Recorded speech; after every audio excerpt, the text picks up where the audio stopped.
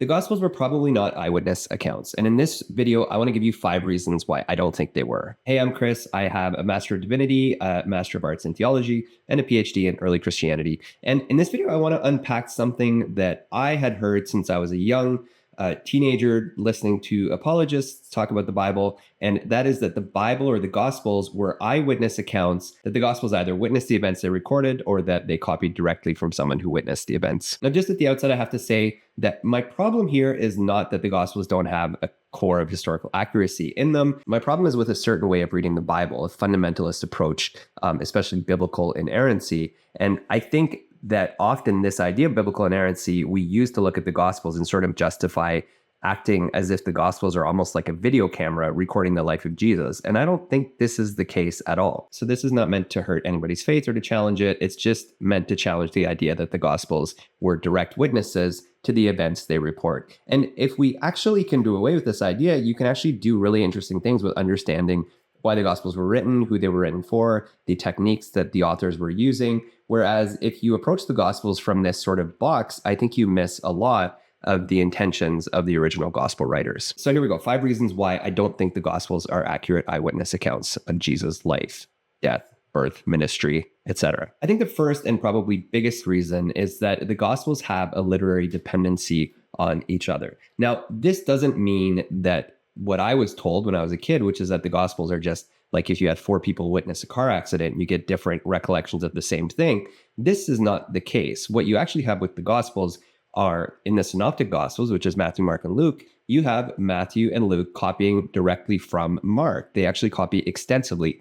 They don't tell the same stories, which is important to note. I mean, they do sometimes, but they actually copy word for word Mark's. So when you look at Greek, they often say Greek word order doesn't matter quite as much. You can shuffle words around in Greek and still get the same meaning. So what you get when you have Gospels that agree with each other over sentences and paragraphs about the Greek wording of a text is you actually have a literary dependence. So Matthew and Luke were sitting with copies of Mark in front of them and writing from it. They also copied something else, something we call Q. So in both Matthew and Luke, there's material that's not known to Mark. And this material we call usually like sayings material. It's a lot of Jesus' wisdom teachings. And this earlier gospel that Matthew and Luke drew from, we call the Q gospel. Q is just the German word Quell, meaning source. So this is the original source gospel. So to me, the fact that the Gospels drew so heavily upon each other and even on material that has since been lost really makes it hard to believe that the Gospels are strict eyewitness accounts. Now, it's not a slam dunk. It's not impossible. You will often hear people say that Josephus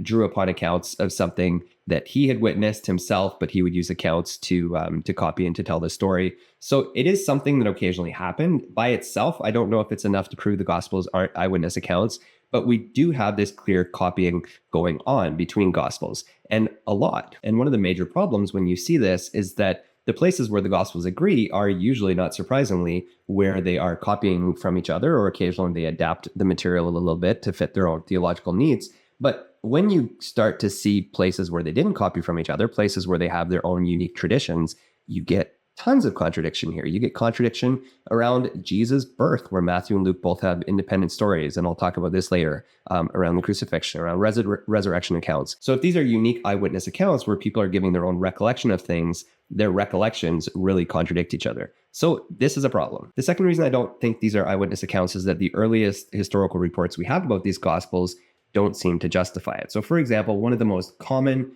things you will hear often from Christian apologists is that Papias, the historian who was copied in Eusebius, Papias reports that Mark copied down Peter's recollections, and Papias reports that Matthew wrote his gospel in the Hebrew language. So right off the bat, I don't know if you know this, but Matthew was not written in Hebrew. Matthew is very clearly a Greek gospel. So when I hear Christian apologists imply that the testimony of Papias proves that a disciple of Jesus named Matthew wrote the Gospel of Matthew, it actually creates a real problem because Matthew wasn't written in Hebrew. Matthew was written in Greek. This was copying Mark and a Q source, as we've already talked about extensively, and a lot of literary analyses have been done of Matthew, and almost nobody thinks that Matthew was written in Hebrew and then translated to Greek. So already, if you're using this Papias thing as evidence that Matthew was an eyewitness account, you have a serious problem in that the Gospel of Matthew in our New Testament is not the Gospel Papias describes. Irenaeus too talks about Matthew writing a Gospel in Hebrew language. So this is not our Matthew. The other thing I think we have to reckon with, and it ties into things I'm going to talk about in later points,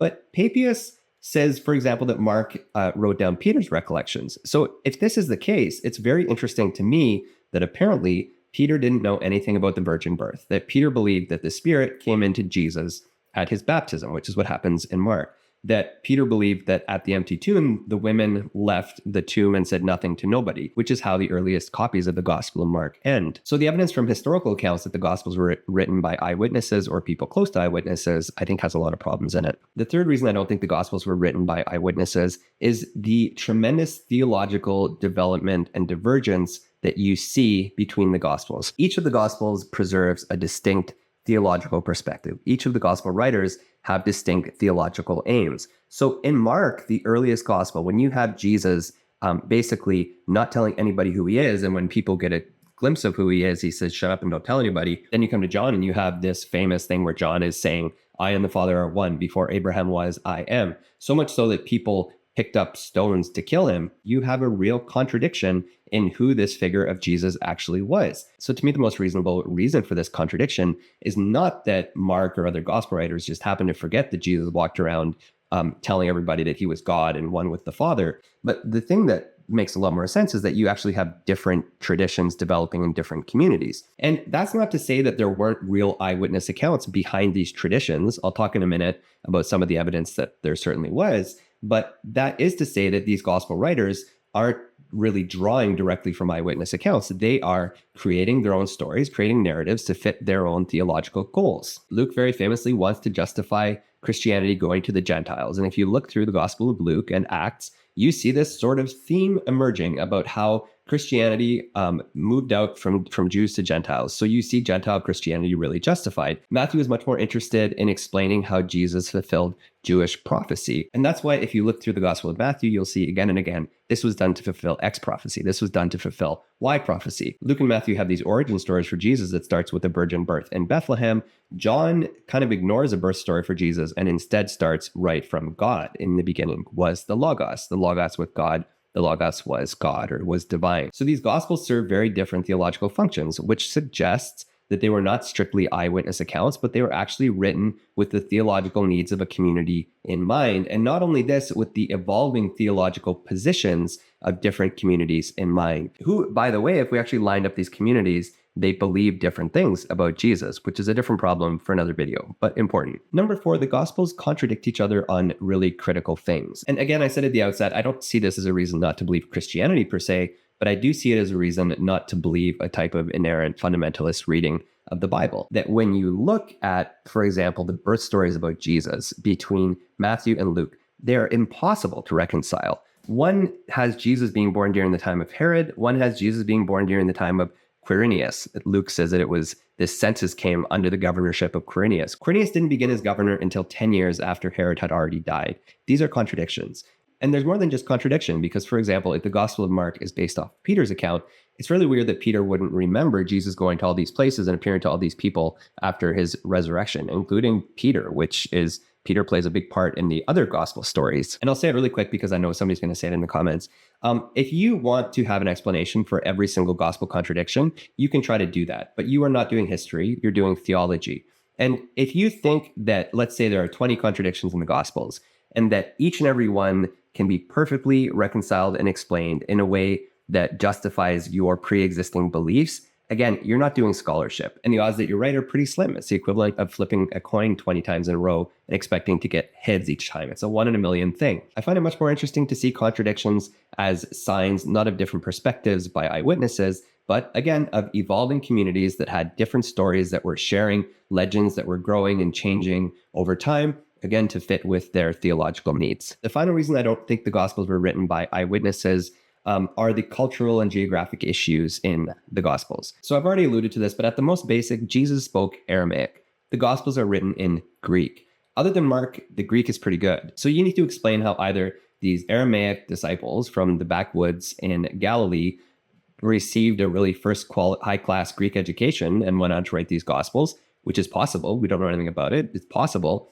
It seems unlikely to me, though. Or what's more likely is this tradition had to pass from Aramaic to Greek at some point and be picked up by Greek speakers. And with this came evolution and changes too. You have the gospel writers trying to preserve these little tidbits of Aramaic. So for example, the words of Jesus on the cross where he says, Eloi, Eloi, lama sabachthani. My Hebrew teacher always said not to say lama sabachthani. You have these Aramaic words that would no doubt lend some sort of credibility to the Gospels for Greek-speaking readers, probably many of which didn't actually know any Aramaic, but they also speak to the fact that Jesus and his disciples lived in a very different culture from the ones that produced and transmitted and read the Gospels. And not only this, but the Gospels show some serious signs of geographical errors. Mark has some huge errors in how he thinks about Palestinian geography. There's this famous thing in, I think it's Mark 7, where he's going from Tyre to Galilee, and he goes by way of Sidon, which is like way, way out of the way. If this was Peter recalling the story and telling it to Mark, it's weird that he would be so confused about the geography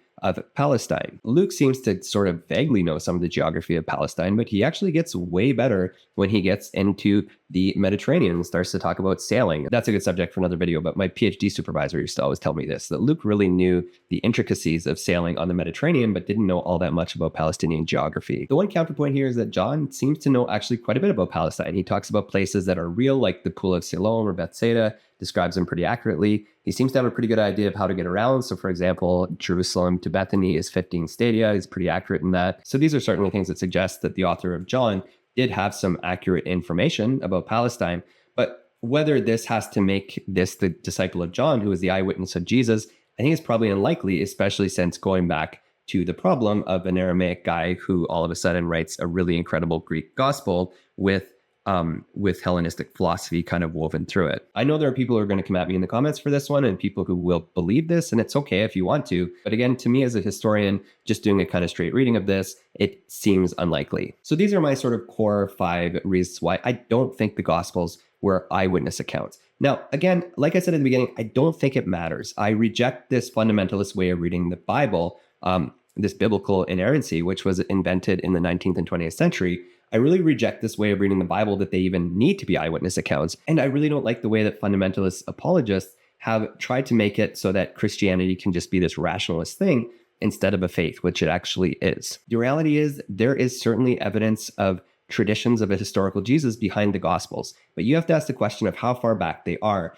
And when you look at these 5 things that I've talked about, it gives really good evidence that the traditions are further back than the actual gospel writers themselves, that these traditions had evolved, there were communities built around them, and that different legends and stories about Jesus were circulating, and there were different sources that had already been produced. So this is the part of the video where I ask, what do you think? I'd love it if you leave a comment below and let me know if you find it convincing that the Gospels were not written by eyewitnesses, or if you are still convinced that they were. I'd be happy to hear from either perspective, and feel free to disagree with me. It's okay. I certainly don't have a monopoly on truth here. If you found this interesting, I hope you'll consider subscribing. This helps me make more videos like this, and of course, encourages me to keep going and keep growing this channel. So thanks again for being here, and I'll talk to you next time.